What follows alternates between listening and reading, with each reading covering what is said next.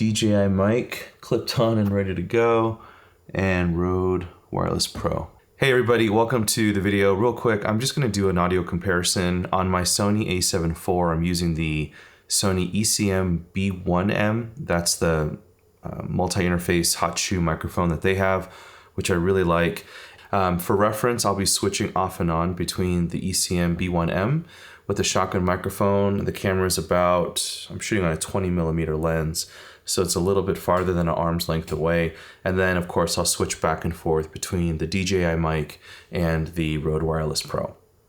This is the DJI case right here, and this is the one from the Rode Wireless Pro.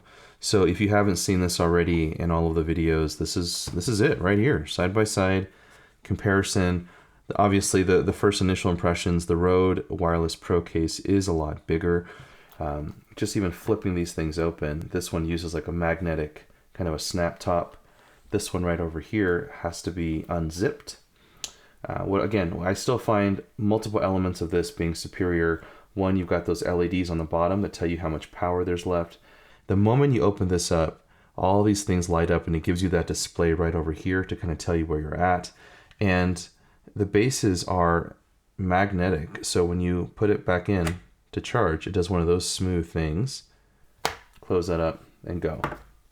Over here on the Rode Wireless Pro case, they're using the USB-C tabs on the very bottom. So it's not as simple as simply like sliding it out. Like if you notice, I'm like pinching this button right here just to get this out. And if the other transmitter was here too, I couldn't just come in here with my fat fingers. So I have to pull it out this way because of the connector port right there.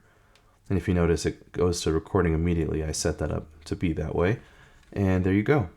It is kind of cool though that it tells you that this is for the transmitter, and then there's that one right there for the receiver.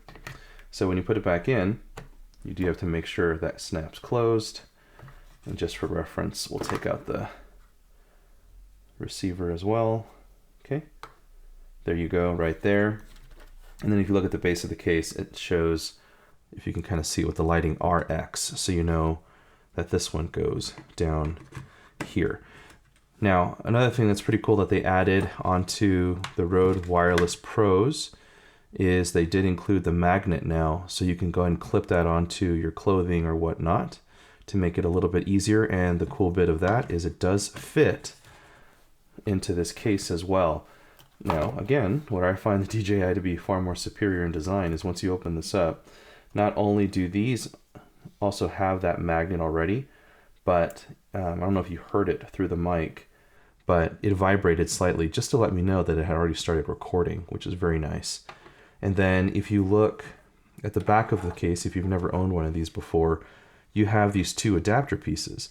And of course, the iPhone 15s are coming out now and going to USB-C, but this is your lightning port right here, so you can slide this onto the receiver and have the audio transmit directly, and then over here there's a USB-C.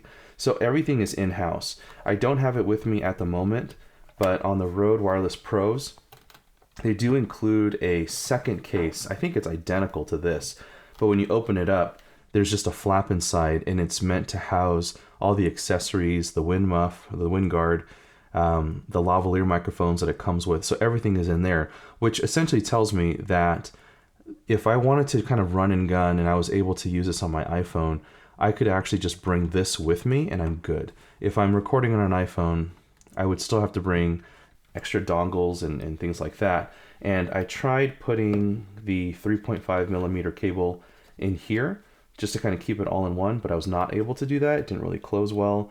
So, I mean, I'm sure there's some cables that will, but it just seems like that was a missed opportunity where they could have just put in like a cable around here or all that, so I could just walk around and carry this.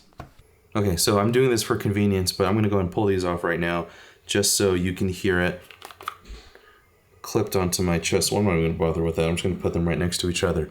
So here is the Rode Wireless Go unit with me talking at a regular level in my room. No sound treatment in here, so there's a lot of echo and reverberation, all that good stuff. And then now here is the DJI